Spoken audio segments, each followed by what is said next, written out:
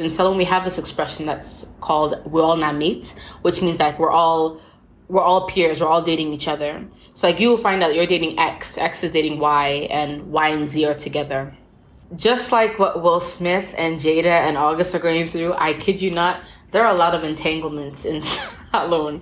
There are a lot of entanglements, so you just have to be careful who you're getting involved with, because some married men are just so overt and cheeky. Like you'll be like, "Oh, are you married?" And with their ring on their finger, they're like, "Yeah," and I'm like,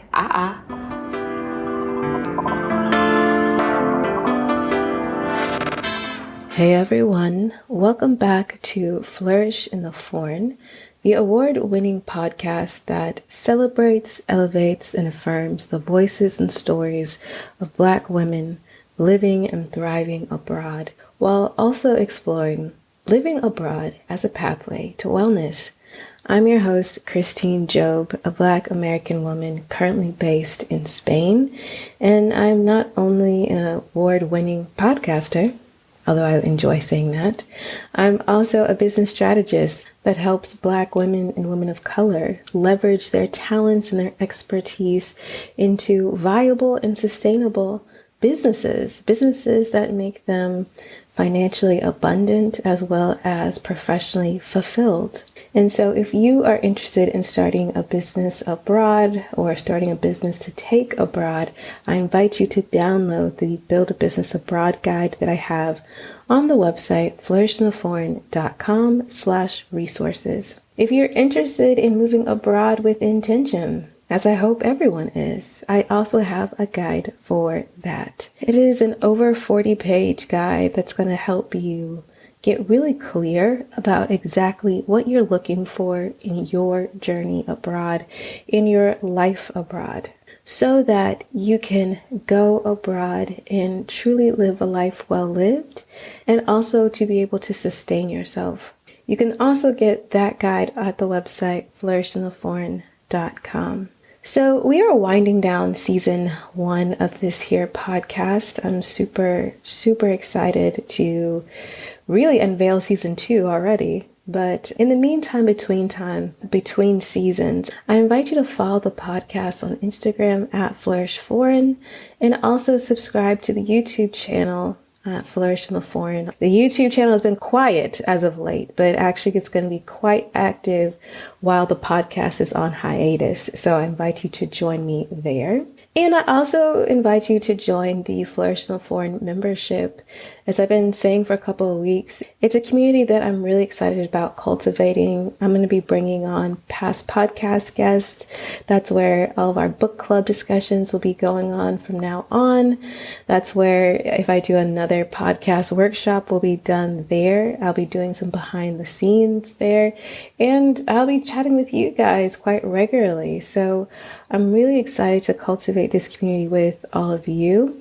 I'm really excited to bring some of the things that I have been wanting to do, but really didn't know where I would put it. And the membership is the place to put it. So I'm super excited for you to join me in the membership. If this sounds like something you're interested in, definitely join the membership waitlist so that I can email you when the doors open, tell you all about it, walk y'all through it, and do all of those good things. And even though Flourish in the Foreign is an award-winning podcast, it is still a labor of love and labor nonetheless. And so I invite you all to support this podcast. You can support this podcast via Patreon at patreon.com/flourishforeign, via Buy Me a Coffee at buymeacoffee.com/flourishforeign. You can cash app the podcast at $flourishforeign. You can purchase a piece of podcasting equipment via our Amazon wish list, which you can find at flourishintheforeign.com/support.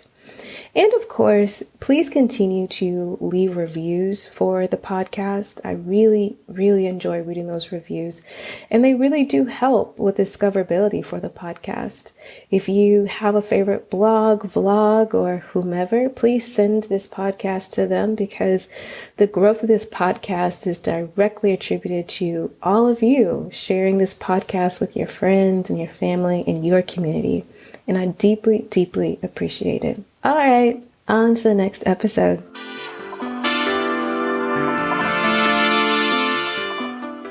Today's episode is a compilation. It's a compilation all about dating, dating abroad. This is Dating Abroad Part 2, y'all. So in this compilation, I've taken some notable responses about dating abroad from some of the guests that were featured here in season 1. So in the first half of this episode, you're going to be hearing the voices of Neria, who is in Portugal, Yasmin, who is in Sierra Leone, Mia, who is in Qatar, Tiffany, who was based in the UAE, Marie in the Philippines, and Dana in Bristol, England. I invite y'all to go back and listen to each one of these fantastic women's full episode on the podcast because, as I'm sure you all know, dating is just one aspect of their incredible lives. You know, in my opinion, I think dating abroad is what you make of it. The dating traditions or customs of your home country don't necessarily translate abroad, but also your dating experiences from your home country don't necessarily translate abroad. I think it's all about what you make of it. But I'm going to let all of these amazing guests tell you all about it. I asked Neria, what was it like dating in Spain, knowing that she was coming back to Spain after not living there for such a long time. She was a single mother, a divorcee. What was that experience like for her? Dating was very interesting. For me, like when you meet somebody, I suppose maybe because I was also naive, probably. I had the idea, the love idea, like romantic idea. When you meet somebody and then after a few months you get married, you don't go for like, I never understood this thing of dating somebody for 10 years. I'm like, what? That's not dating anymore. You're married to the person. But it was a funny thing to discover that in Europe, people just date and break up like that. And it's normal. Not in Africa. My mom would beat me up just because I'm trying to date. Even when I decided to get divorced back in Africa, they were like, no, you're not getting a divorce, you have to put up with it. And I'm like, no, I don't have to. If things is not working, as it should, that's it. We all adults, we all normal people. Just go your way, I go my way, and that's it. That's fine. And they were all trying to talk me out of it. Like, no, you have to put up with it. What? How do you think your grandma before you, other women before you, did it? You are the wife. You're supposed to just let it go, and this is how men are, and stuff like that. So, and then I remember when I went to sign my divorce paper, even the judge in the court was like, but how dare you? How dare you divorce a man? How dare you ask for divorce? And I'm like, please, Jesus, let's just sign this and let's get out of here. So in my head, I'm like, okay, the next guy, I just date for a while and then I get married again because I'm a Christian. I didn't want just to get involved with the person and live with the person and for years and years. And I'm thinking, I have a daughter that I want to give this example. I don't want just to be dating somebody forever. So what will she think about me? And so this was my idea of dating. It wasn't easy for me to understand because some of the guys, they only wanted maybe just a night or just like, especially when they know you have a child, when you have a daughter. And so it wasn't anything serious. And I was very frustrated because I was like, what's wrong with me? What's wrong with me? Why then don't they want anything serious? It took me a long time to understand that, this is Europe, You don't date one person and you get married and that's it. No, you date the person and then you move on, you date somebody else, and then you move on, and then you date somebody else. And I'm like, but where is love about? What is love? What don't you love the person that you're with? So how can you just decided that, oh, it's not you, it's me. I need to find myself. I need to, okay. So dating wasn't easy. Wasn't easy. But then I met this English man and we started to date. And then he asked me to marry him. And I'm like, yeah, whatever. This guy is taking, like, he's joking. He's just saying that so I can stay with him. But actually, he was very serious. I wasn't sure he wanted to marry me because I was like, yeah, I have a daughter and I mean, he's older than me. What is the real story behind this? No, he just wanted to be with me. He loved me with the way I am, the way I was, the way I am now. We've been married for 16 years now.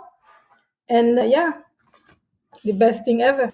So I asked Yasmin, how is dating in Sierra Leone? It's so funny because we just released an episode on Thursday called Dating in Saloon. Saloon is just the Creole word that we refer to as Sierra Leone. So yes, in Saloon, dating is a struggle for millennials, honestly, because it comes back to the mentality. I'm a feminist and I'm unapologetically feminist. So a lot of men, even the ones who you think in quotes are young, exposed, and cultured, it intimidates them. The fact that I'm independent, I get my own money, I'm not reliant on anyone. As someone who is young, she has her own car, she has her own business, I'm seen as intimidated by default. So a lot of men are like, oh, well, then what do you want me to do for you if you're doing everything for yourself? I'm just like, then step up. Like, it's not that hard. But like for us, I think my woe personally was just like people who are forthcoming. Like in Sierra Leone, cheating is very normalized. It's sad to say, especially a country that like has a very dichotomized view of religion. It's either you're Christian or you're Muslim. But cheating is very, very normalized. In Salon, we have this expression that's called "we're all namit," which means that we're all peers, we're all dating each other. So like you will find out you're dating X is dating Y, and Y and Z are together. Just like what Will Smith and Jada and August are going through, I kid you not, there are a lot of entanglements in Salon.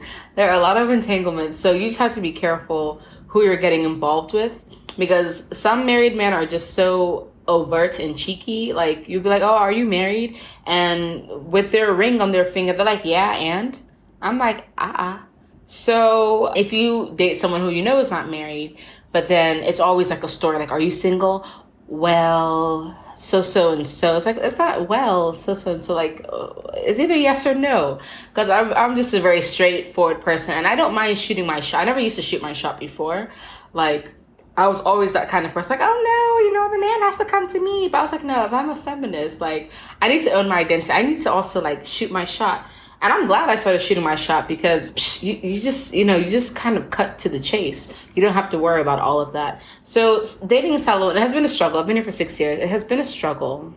And I can only say like recently I've been able to find like someone that has like a partner qualities. So that to say, it is not for the faint-hearted. You have to be very patient if you actually want to find someone here, especially if that's important, because maybe you want someone who wants to stay in Salon or stay in Africa, because that's usually the issue. If you find someone like you that's been born and raised abroad and maybe they come to Sierra Leone holidays like, oh no, Sierra Leone is not as developed as I want it to be.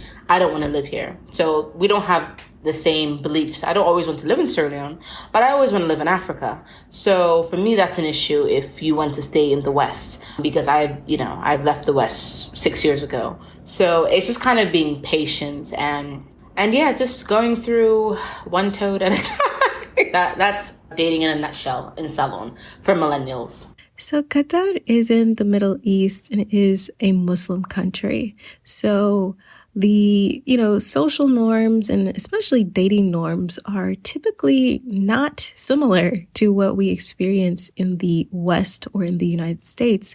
And so I asked Nia, what was dating like for her in Qatar? When I asked a local Qatari girl, I'm like, what is dating like?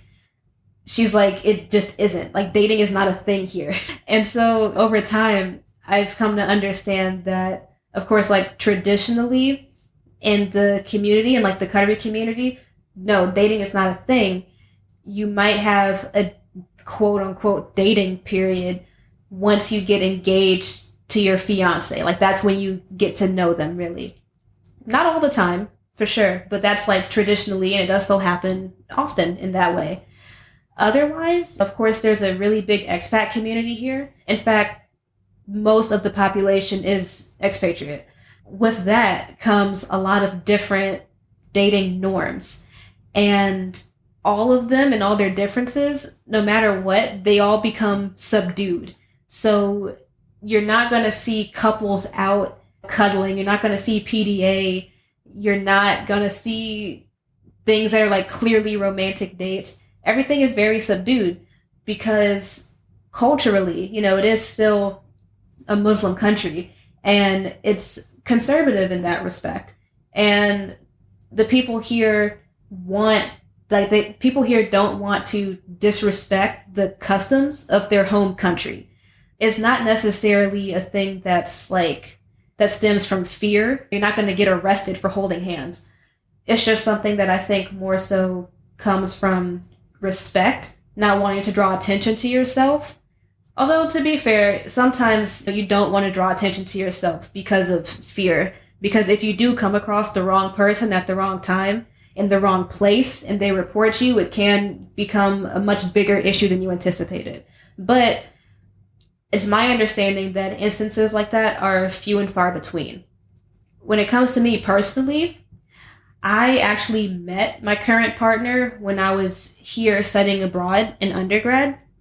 We met in 2018 and we started dating and we had this really vibrant whirlwind romance. I mean, it was something that I did not anticipate. I know that we met at like a university event and 2 weeks later, I was in a different country, he was in a different country, and then we came back and we had like our first month anniversary date. I mean, everything just moved so fast, but it moved at a pace that we were comfortable with. And then, of course, I had to leave the country to go back to the United States, but we kept in touch the whole time. And having a long distance relationship at that point, it was taxing. We were long distance for 1.5 years. And then when I came back, now we've really been able to continue to get to know each other. And that's been really good. He's a beautiful addition to my life right now, especially being in the country and not really knowing that many people anyway. I had to ask Tiffany, what has been her experience dating abroad? I asked her because she specifically has been quite transparent in regard to this on her own podcast. She has an episode where she really delves into her experience dating abroad. And I'll let her tell you all about it. My dating life abroad has been an effing mess. And I recently experienced a romance abroad. I talked about it in episode 43 on abroad in education. So I have been on and off about these dating apps, and sometimes you just feel like I'm good. I just want to be out. I want to be meeting people face to face. And then other times it's like, what? I'm not out. So let me just try this dating app. So around March, near my birthday, I decided to get on a dating app and I met this guy. Of course, I have to give the condensed short story, but I met a guy who was from Nigeria. I do have to be honest though, because many of the parts in the podcast I fabricated. I had to. And I also will mention, of course, it comes through, but I never say the country that I'm in. I never say his real name, because one of the things about particular countries is the laws that you're held up to. And it comes through. I mean, it is what it is, but hey, I'll mention that. So yeah, this man scammed me all the way through, up and down. And he created this whole life of a lie. But it was such a beautiful life. I really hope that he eventually does get to live the life that he lied so much about. Because it wasn't just us. It wasn't just us on this app communicating. Like, we were dating. We were with each other. He was in my space. I was in his space. I really thought I was building a relationship with this guy. So things started, intuition, the universe speaking. This man started showing up in my dreams. All of this crazy stuff started happening. And I look at myself as a very intelligent person. So my Olivia Benson turned on. I'm like, perp search SVU, who is this man? And I found out that he lied about his name, which is why when I did my original Google search, nothing came up. But when I did my follow-up search, everything was revealed. And he had actually been deported out of Canada for fraud. I was really hurt by in this situation. And I've been, how do I say it? I've been molded not to read the comments, because what I did was I actually sent an article to Travel Noir, and the article was published in their space as well. And then I did the podcast episode. So the story has been shared. And some of the comments that I did get a chance to glimpse over was always this notion about girls being fill in the blank, whatever. But one of the things that really made me uncomfortable about him, or at least the situation, was that he was able to fake himself. And I just thought, and I'll say as an African American, right? There's certain pieces of an identity that you can't take off. You have to live it. We're forced to live it. Like, I can't choose to be something other than I am. And I think that's just my morals and values about the world. So I can't turn off me or replace me with some fabricated story. I can't do that. And I just really feel like he cheated. Like, you can't just change yourself and create this whole new person. So I would say out of all of my dating experiences abroad, like, that one takes the cake. And it was recent. So it's still a lot of emotional baggage in it and distrust. I thought about getting back on Bumble. I actually did start another account, but there's still some trauma in there where I'm like looking at everybody, scammer, scammer, scammer, you're a scammer. So yeah, it's some work that has to be done. But I guess dating can be fun abroad. It's interesting, I'll say, with just cultural differences, language differences. What is a date? Where are you going? How are you going to do it? But yeah, I think I'm good for now.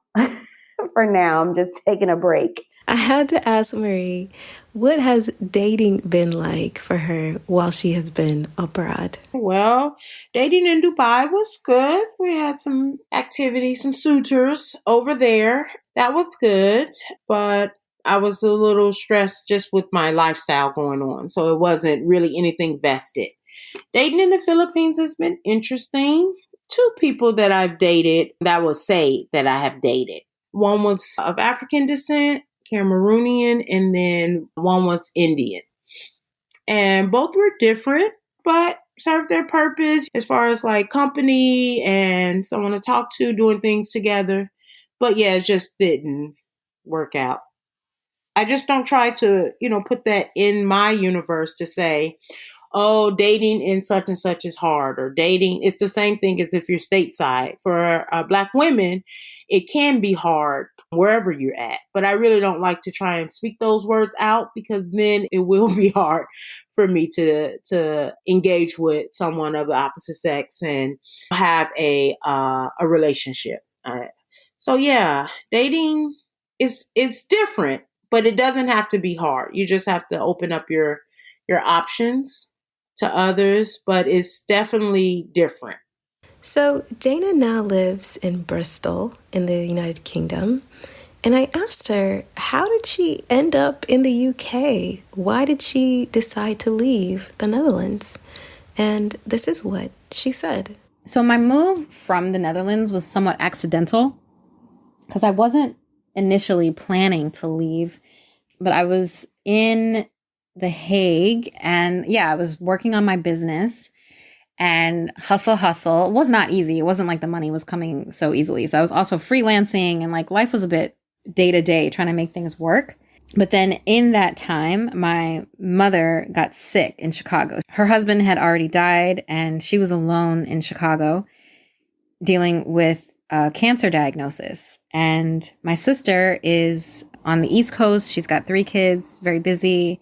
Here I am living my best life, at least trying to, in the Netherlands. But I was the right one to pick up and make sure my mom was okay. So I put my stuff into storage and went to Chicago for I don't even know how long. It's kind of a blur, but it was at least 6 months, maybe longer. And I was going back and forth a little bit because I was still doing my work there in the Netherlands. So I was still traveling between Chicago and the Netherlands quite a bit, but I was mainly in Chicago, and my brain was just like focused on my mom. So my life abroad ended up taking a back seat for quite some time.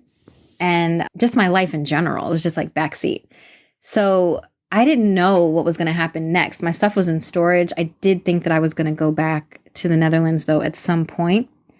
But it just so happens that I reconnected with an old friend from Ghana, actually, who I started dating. I don't even know how it happened. But like I think it was just like this transition that I was in my life. Like everything was a bit up in the air. And as I was going between the Netherlands and Chicago, I started having these layovers in London, and this man was in the UK. So we started seeing each other, and then I started visiting intentionally to the UK just to see him. And that ended up completely changing my trajectory. I thought, okay, am I going to go back to the Netherlands to be alone, or should I make a bold move and move to be with this man and start a relationship in the UK, where I previously had absolutely no interest in living? I have no interest in living. I can't stress it enough. I never once thought about living in the UK until I was in this relationship. So I thought, okay, I could do anything for love. Oh, a little like, starry eyes. And we chose Bristol together. He wasn't living in Bristol. He never lived in Bristol. And I had never even heard of Bristol, to be honest. So we visited Bristol during one of my visits here to the country. And I really liked Bristol. Bristol had the most similar vibration to Amsterdam. It's got some water. People are laid back. They're politically active. There's a lot of graffiti. It's kind of like gritty. It's very vegetarian friendly. I'm a vegetarian. So I was like, okay, I could dig that. So I was like feeling it out. I think I could do this. So I did it. I decided to hire movers, as crazy as it sounds, to pack up my storage unit from the Netherlands and trucked my stuff over here to the UK to move to Bristol, which was like almost as crazy as every other move that I had made relatively sight unseen. Yeah, and I made that move. The sad thing is almost immediately I found out that dude had been cheating on me and living a whole double life behind my back that I was not previously aware of, until, like, I'm not even exaggerating, the day my moving truck arrived is when I found out, like, my whole world imploded. So I was basically in Bristol alone with no one. Like, I don't know anyone here. I had no reason to be here other than this asshole. So I had a choice. I'm either going to go back to the Netherlands like a punk. I felt, it sounds silly, but like I felt like I would be going backwards because I've made this big move over here. I could go back to Chicago, like you just go back to the United States in defeat, where I had no interest in living back in the US, or I can make it work here. And that's what I've decided to do. I've committed to it. I'm not committed beyond what I normally, I stay in places for 5 years, whatever, however long it takes to find my next path. But yeah, I've decided to get my visa stuff figured out. I'm still in that process. Because obviously when I was originally moving, my plan was to use my relationship, if not find a job, but use my relationship as a basis to get my residency here. Because we were going to get married. But yeah, so I've had to rework all of the plans, and I'm using my business as the basis to get my residency and make a life for myself here. So definitely not the plan, definitely not what I would have, the path that I would have created for myself. If I was going to leave the Netherlands, I would have done so much more gracefully if I could have prepared myself. But here I am, I've landed somewhere new, and yeah, you make it work if you have to make it work.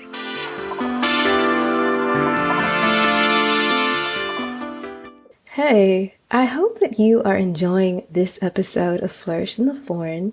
And if you are, please consider supporting the podcast either via Patreon at patreon.com/flourishforeign or buying me a coffee at buymeacoffee.com/flourishforeign or tipping the podcast via Cash App at $flourishforeign. You can also purchase a piece of production equipment via our Amazon wish list at flourishintheforeign.com/support. I also want to invite you to join the Flourish in the Foreign membership, where our community can connect with other amazing, incredible people who live and thrive abroad.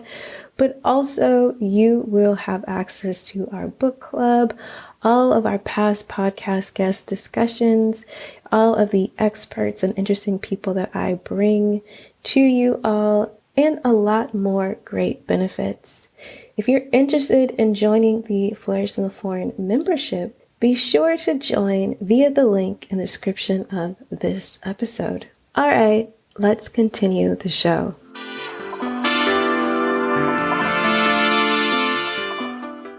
So, in this half of the episode, you will hear the voices of Wendy, who was based in England and Italy, Angie in Vietnam, Wanda, who is based in Malaysia, Claire in Mexico, Ayana in Japan, Glenn in Spain, and Latrice in Italy. So, without further ado, I asked Wendy what has been her experience dating abroad in England and in Italy.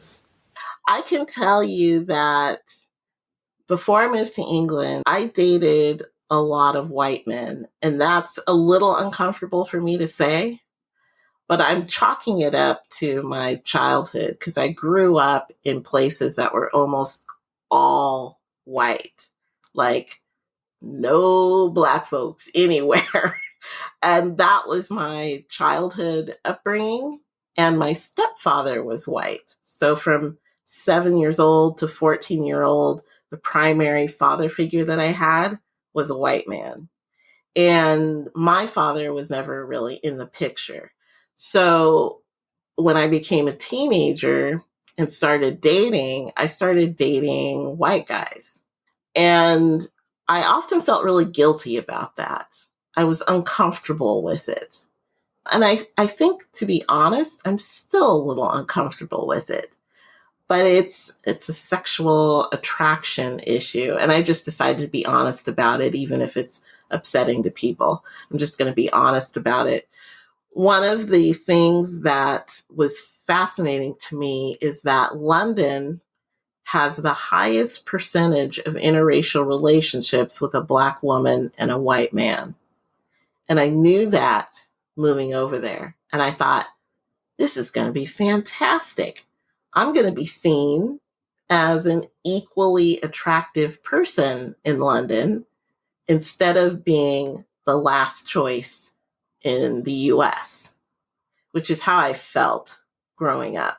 I felt like I was at the bottom of the barrel of attractiveness, not because I didn't think I was attractive, but because I didn't feel like men saw me as desirable in the United States because of all the racism. And so when I expected to have a very different experience when I came to England, especially spending time in London. And so I'm still to this day a little surprised that I never had a boyfriend. I also didn't try. I didn't really put myself out there. And I never took overt action to find dating partners. I was never on an app. I didn't hang out in pubs a lot. So it was less likely to happen. But when I was in Venice, I wasn't looking for a man either. I was just on vacation with a friend. And I was sitting in a restaurant for the locals because the tourist restaurants are really bad. And we found out where the locals were. And we went to that restaurant and they had picnic bench style table. and we were sitting on one end, and my future boyfriend walked in. He told me he saw me. He had a warm feeling come over him, and he asked his friend if they would mind sitting next to us at the end of the picnic table. And his friend said, sure, decided to be his wingman. She's a woman, but she was a really good wingman. And the four of us sat together and had, Italians are loud and like to have a lot of fun. And we were louder than the Italians. We were having so much fun together. And that was the start of an incredibly romantic story with me and my Italian. So it was interesting being in Italy because the Italian men had no problem flirting with me. I actually felt more feminine because I was seen as desirable more often being in Italy, because Italian, Latin men. It was interesting. I never expected to have an Italian boyfriend because I just assumed that Italians are just like, the French, they all cheat. They all like to have multiple women, was my assumption. That was my stereotype. And my boyfriend was really different. He was very shy. He was introverted. He wasn't, some gorgeous pinup Italian dude. He was a little older and more normal looking. And he was not flirty with other people, although he had a lot of female friendships. He became very trustworthy. And that's why we became a couple. But the social dynamics were really strange for me. And I think they were worse because my boyfriend was, and this is a funny story. The first 2 months we were together, I was wondering if he was mafioso or selling drugs or something. And I'll tell you why. He never had to work. He would wake up whenever the hell he felt like it. First thing he would do is go to the cafe and have some espresso and chat with friends that would meet at the cafe who also were not working a regular job. And then he'd go to the grocery store, pick up some fresh things, make himself lunch, and he would always make it for both of us. And then he would watch TV or play his guitar. He was a professional jazz musician. And he'd watch TV or play his guitar. And then he would go out for aperitivo, an afternoon wine, and socialize again. And then he would head off and play at the jazz club for 2 hours. And then he would go out after the jazz club, and we'd go for drinks and snacks and stay out till 1, 2 in the morning, and then come back and repeat. And so I was like, why does this guy always have money and he never has to work? Like, this is really interesting. And his whole life is built around literally playing, either playing music or having fun somewhere, and drinking and socializing. And I'm like, I've never seen anything like it. Can I be you when I grow up? And I ended up finding out that he owned real estate. He was partners in 3 businesses where he was the silent partner and his other partner did all the work. And he had rental property, and he was part owner of the jazz club that he was playing at every night. So because of his personality, he had made financial arrangements where when he was a business partner, he never had to do the day-to-day work. Again, I was like, can I be you when I grow up? And so he had crafted his life in a way that he could have maximum freedom and no obligations, really. And he visited his mother once a week, every week, and really took care of her and was very, very social. So that was a really interesting experience for me because Italians are more open and kissy and friendly. You know, it's bachi, bachi, bachi everywhere you go. Chow, chow, chow, chow, chow, chow, chow all the time. And people are constantly getting in groups and hugging and kissing and talking and drinking together. It's like that's life in Italy. I asked Angie to tell me her experience dating abroad in Vietnam. I don't have no trouble. I have no shortage of admirers. So I'm sure, again, that has a lot to do with how I carry myself, though. It is different. It's interesting because I'm in a city where there are people from all over the world, and they tend to lump Western countries together or English speaking countries together. But we are so different. People from the UK or from Ireland or Australia or South Africa, those are all considered English speaking countries, but our culture is so vastly different. Not to mention all of the European countries and the abundance of French people here. It's a very interesting mix to try to understand whether the differences that you feel with people are because of different life experiences or just because you're fundamentally different culturally. And a lot of it you can navigate and you learn how to figure it out. But there are some things that I just can't get over. And, that's up to each individual person. I do miss Black men sometimes.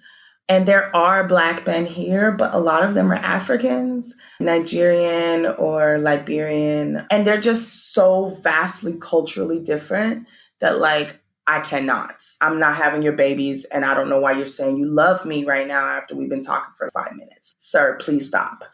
So that's something that I just can't get with. I think if you are a Black female here, you have to be open to dating outside of your race. Even the few Black men that are here, they are usually trying to date mostly Vietnamese women here. It's just a thing. Everybody wants to do that, which is, I don't tend to date Vietnamese people because of the language and the culture barrier. It's just too much for me. I can't see myself being in a relationship with anyone that I can't have a conversation with. And so it's not anything against Vietnamese people specifically. Anyone from any culture that I can't communicate very well and seamlessly with, I can't be in a relationship with. But you do have to be comfortable and open to dating people from all over the world. And, that's part of the experience of being here. And as one thing about Saigon, though, is Saigon is not really a city for couples. I might know like 2 couples. Saigon is a singles place. So it can be challenging to find someone that you settle down with here. That's really not a thing. People are not looking for that. It had been in the past somewhat of a transient city. People would come here and they'd be here for 6 months to a year and then move on. And it's just, I think the expat population mostly is between the mid-20s to early 30s. So there's that as well. But it's fun. I asked Wanda about her experience dating abroad. Men are gross everywhere. For me, it seems more like, who are you willing to work it out with when it comes to a romantic partner? And that's that on that. That's period. Who are you willing to work it out with? There are going to be problems. You're not going to see eye to eye. But who are you willing to do the work with? Also, part of that equation is somebody that's willing to do the work with you. If you're working and the other person isn't working, that doesn't work. I don't know what kind of relationships other people have, because a lot of times you don't get to see inside them. You don't see the petty fights. You don't see the serious fights. You don't see the harm that they cause one another. All you see is what they present, the photos, the videos, or even, just seeing them out together. But you never really know the inside. And then all the things that you see about the inside of relationships, it has to be bull, right? It has to be complete fakery. First of all, if you're attracted to men, I'm sorry. Sorry about it. There's a lot of men out there who live in not doing their own work. And They think they're a prize. And those are the patriarchal waters a lot of women find themselves swimming in. Men who put themselves and their mothers who also put them there. And so they expect you to put them there too, on that pedestal. It's really tricky. It's really, really tricky finding a man who is putting down his privilege. Black men too don't think they're absolved. They absolutely have privilege. So yeah, good luck. You're going to need it. I asked Claire to describe what her experience of dating abroad has been like. So for me, like, I'm definitely not the poster child of dating abroad. I have consistently dated in the last 2 years, but the people that I've dated has been Americans. So I usually date Americans who work remote like me, meaning they can come to Mexico and we can travel together. So those are the people that I was dating. I'm just now, since the pandemic, now like dating more people that live here because no one can really travel here back and forth like that. There are people here that are moving here, but it's not like people can just pop over for the weekend like before and come, and you can come to the States. Like, that's gone. I asked Ayana about her experience dating in Japan. My very first 3 years, I did not date. I just had crushes on friends who were Japanese, and it went nowhere. I didn't really start actually having like a boyfriend until end of 2016 or middle of 2016. And that lasted only 5 months. And I met him through an event when me and my friends went to like the southern part of Osaka for a reggae event. And that what ended up being like just a hookup. And then he just like, hey, let's date. I want you to be my girlfriend. It wasn't like, let's just get to know each other before we make it official. It was just like, all right, we hook up. Now you're my girlfriend. I was like, okay. And at the time, I was going through a rough patch with work because I had changed my job to be a preschool teacher. And I was going through drama with the mothers and the staff. And the boss ended up saying I needed to leave. So I basically lost my job. And he came in like at the time where I was like, oh, I'm lonely and I've wanted a boyfriend for a while. And he asked me and he's cute, so why not? So I tried it. It only lasted 5 months because he just was more conservative than I thought. And then he thought I was more like wild, which I don't think so. It's just that I was getting drunk a lot because he had events that I felt were kind of boring. So I would drink so I can start feeling more comfortable talking in Japanese with people. But then there are times where I just go to sleep or like fall asleep. I one time fell asleep in front of 2 vending machines in an empty parking lot that was right next to the place that we were at. But like, because it's Japan, I was just like, I'm fine here. He like found me and did not like that. So he broke up with me a week after. And then after that relationship, I went on one of the dating apps before Tinder, I believe. It was called Badoo. And it wasn't even an app. I think it was just a website. And I found a Nigerian man that's like in a prefecture that's like an hour away from me. And we started like dating, but we didn't actually make anything official. And that was like just 1 year or so. But we're still friends, but it's just like, yeah, that didn't go anywhere. And I really liked him. So I was just like, it's so hard dating here and trying to find like just like-minded people. So after the Japanese guy, I said no more to Japanese men because of the culture clash. And then I just found it really difficult still to find other foreigners to date. Eventually did find somebody that's in my group called Black Creatives Japan, who was just at first just wanted my help for his business that he was trying to start, a small thing with music. But yeah, that didn't go well either, even though that was a year, because there was just a lot of clashing in that as well. And he was from the UK. So I was just like, I'm open to like dating all kinds of people, but I just didn't want to date any Japanese people after the first time. I think I've changed my mind a little bit now, though. I asked Gwen what it has been like for her dating in Barcelona. Horrible. Just so you know, horrible. I find men here are very rude and very selfish. The atmosphere here for men is that they matter and women don't.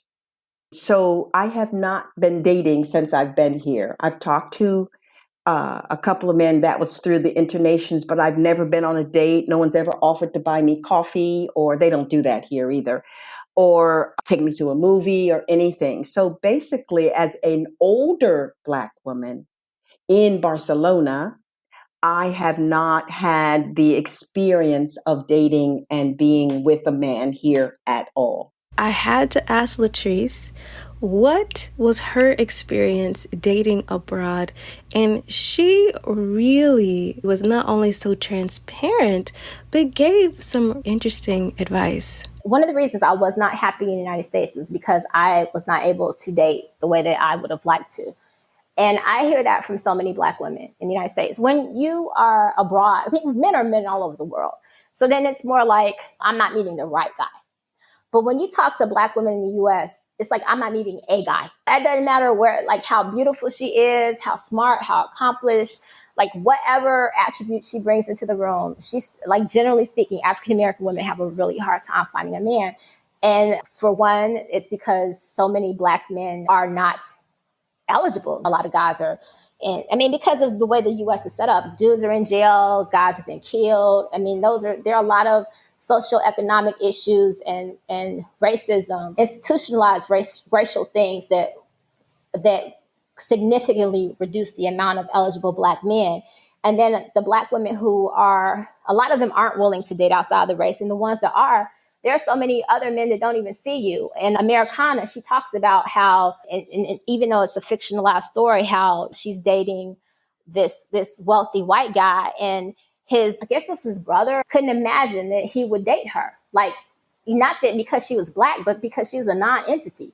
And I think that a lot of non-Black men in the United States see Black women like that. Like, you're not even an option because you're not, I don't look at a chair and think that that's a possible mate because it's a chair, it's a non-entity. And I think a lot of Black women are seen as that. Not even if they're attracted to you, they don't see you as a potential mate.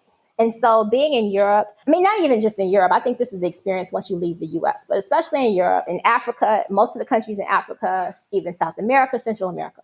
But once you leave America, people are like, oh, wow, you're a beautiful woman. You're smart. You have a beautiful smile. You have a body that I'm attracted to. And you're a woman. You're like this three-dimensional woman that I want to spend more time with. I want to take you on a date. I want to know you. I enjoy your company. And you're just seen. And there's no other way to say it. You are absolutely seen. And so what I noticed once I got to Europe, like if I moved here, like my girlfriend, one of the main reasons I say I wish I'd come when I was younger is I'm still single. I'm in a relationship, but I'm not married. And I don't have children. That I know I would be married with like 4 kids or something. It is so much easier to have that happen. Being here, I would meet so many guys so easily. And the caliber of men that I was dating, I dated wealthy artists, different kinds of artists, attorneys, doctors, like some of everything. And they're genuinely interested in you. Then it's just the regular relationship stuff, kind of finding somebody I'm compatible with that's compatible with me. And that opportunity didn't exist for me in the United States. So I dated a lot of people, and a lot of the stuff I think dating is a skill. And a lot of the stuff that I should have learned like a long time ago, I hadn't, because I hadn't had the practice that I was able to get here. And when I met my current partner, it's funny because when I met him, I wasn't terribly, like I was dating so many people and he didn't knock me off my feet or anything, but his consistency and his heart and his integrity, it just completely won me over. And I think one of the things that happens in the States is African-American women, we date from a place of desperation. And we go with whoever. But here I had options. I could be with whoever. I didn't have to be with him. And it was me genuinely connecting with this person and wanting to spend time with him. And it's been nothing but a good experience for me. And I'm in an amazing relationship with a spectacular man. I'm very deeply in love and I feel loved. And this is an experience that I've had in my adult life, not to this extent. So it's definitely worked out well for me. I really like talking to Latrice about dating. Can I just say that? I really like talking to Latrice about it because I think her viewpoint and her perspective and her philosophy makes sense in a lot of different ways. Whether people like it or not, it may be provocative. Who knows? So I asked Latrice to share some dating abroad advice that I thought was really interesting and insightful. And I've really thought about this, and I think I have an answer, but nobody listens to me. I think it depends on who you are. As speaking specifically to women, there are places in the world where it depends on what kind of woman you are. If you're an African American woman and you have dark skin, Europe is really good because, I mean, honestly, I think men here tend to, especially Italy, they're like, if I want a black woman, I want a black woman. And so they like dark skin. But then if you're a fair skinned black woman, then you probably do better in different countries in Africa or the UK because it's a lot of black men there and it's colorism. I mean, it is what it is. If you're a heavier black woman, Western Africa, South Africa, because they really want a woman with meat on her bones. So it depends on who you are. So, I mean, and I have a friend that says this, you want to put yourself in a situation to be successful, to have as many options as possible. Like, don't go to Asia, don't go to China if you're looking for a man. Like, the white gay couple that I know that was here, they lived in China for like 13 years. And they were saying almost every couple that they met, like after they got there, their husbands left for women, the straight couples, the husbands left for Asian girls, for Chinese girls. And he was like, don't bring your husband to China. Well, if you're a woman, don't go to China. Like, the Chinese woman got that. So it just, I mean, and anything's possible. And you meet people who anecdotally met their partner in other places.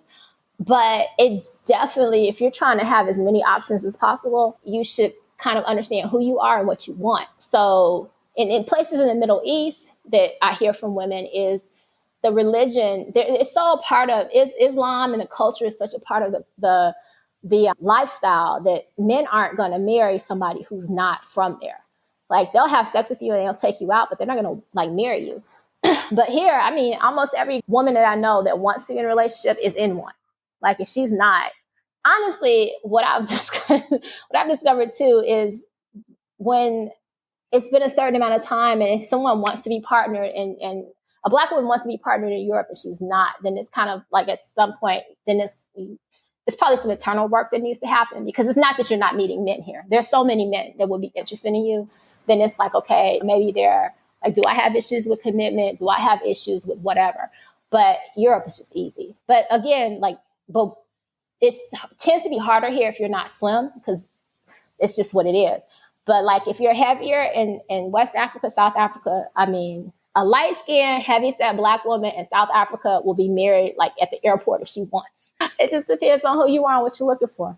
Central America too, I think, is good too for black women. So according to Latrice, Europe is a good place to date. And so I asked her, why does she think Europe is such a great place for dating? Well, you have options there. That's the thing that I think is very different from, like, I always say this. I don't know why black women keep going to Atlanta. Stop. Stop going to Atlanta. DC on that list for me too. Just stop it. Like, there are too many women there. It's too much competition, and you got to work. Like, you have to work too hard to keep a man's attention, and then they're going to be men because they have so many options. So, like, if he want to act a fool, he can act a fool. And if he want to act a fool and have a woman take him back every day, he can. And so it's too many options for them. But in Europe, I think it's the opposite. Like, if you decided right now, you're like, I want to go out tomorrow in the middle of COVID, and you went on Tinder and was like, I want to, like, who wants to take me to dinner? It'd be like a million dudes be like, please let me take you to dinner. So you have that option. And I think that's the difference. A black woman sitting in Atlanta, a gorgeous black woman with a PhD and an MD and a JD, they have a million IT certs. And she's like, I want to go out to dinner. Who wants to take me out to dinner? And dudes would be like, what does that mean I have to pay? And like, where your money at? It's like this completely different thing. Like, well, I just sit at home and watch Netflix. No, thank you. And it's just, Europe is just easier. And that's part of it's cultural too, I think. Regardless, even in France, I know people are a lot less likely to get married. In Italy, people don't get married as much as they used to as well, because it was historically super hard to get divorced. But people still expect to be in relationships. Now, marriage is something else, but people don't tend to stay single. But in the States, I think people, especially in the Black community, men have, like, the whole hip hop culture is presented having a relationship and being in love as a weakness. And so a lot of men kind of stray from that. And in most other countries in the world, men are men are taught to want to partner. Now, whether they get married or not, that's different, but they aren't taught to run from being in a relationship. Thank you to all of my incredible guests that were transparent enough and willing enough to share their dating experience with me, as well as really share their life and their story with me in season 1. I really, really appreciate it. I'd love to hear all of your thoughts about dating abroad, what your reactions are to this episode or to particular guests, your experiences about dating abroad. If you want to hear more about dating abroad or less about dating abroad, I'd love to hear about it. I'd love to hear your opinion. You can always slide into my DMs on Instagram or write underneath a post, I suppose. You can always respond to an email that I sent out. You could fill out a contact form on the website, flourishontheforeign.com/contact.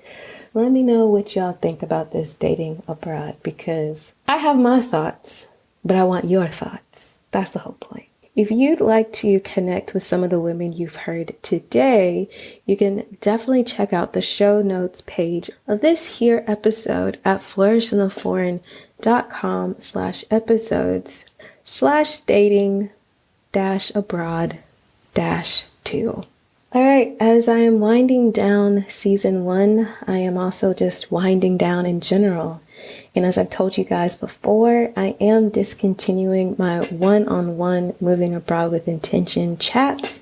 And so if you're interested in chatting with me one-on-one, please do make it a point to book in some time soon, because my books are getting quite full. So if you've been on the fence about it, come on off the fence and go ahead and book in, because I will not be offering this service in 2022. If you know of someone, or maybe perhaps it's you yourself, who would be an excellent guest on Flourish on the Foreign, I want to highly encourage you to go ahead and fill out the guest inquiry form that is on the website, flourishontheforeign.com/contact.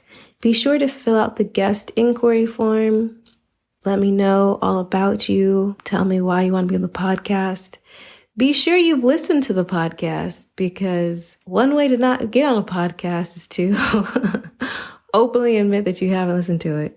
So be sure that you've listened to the podcast. Clearly, if you are hearing my voice, you've listened to the podcast, but make sure whoever you recommend has listened to the podcast. And I want to mention that I'm putting out a call for guest bloggers for the Flourish in the Foreign website. Yes, I am looking for some guest bloggers to really share their experiences living and thriving abroad, their wellness journeys abroad, and more. You can find out more information on how you can become a guest blogger for the website, and the link is in the description of this episode. And as always, thank you so much to Zachary Higgs for producing the music of this podcast. If you're in need of music for your next creative endeavor, he is definitely your guy. You can find out all of his information in the show notes of this episode. And please remember that it is not about getting abroad. It's definitely not about being abroad. It's about thriving abroad. So go abroad and cultivate a life well lived. See you next time. Bye.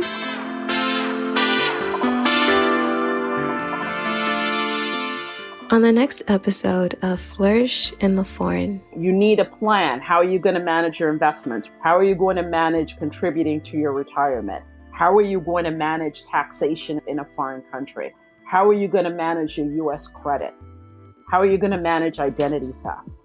And people don't think about these things at all.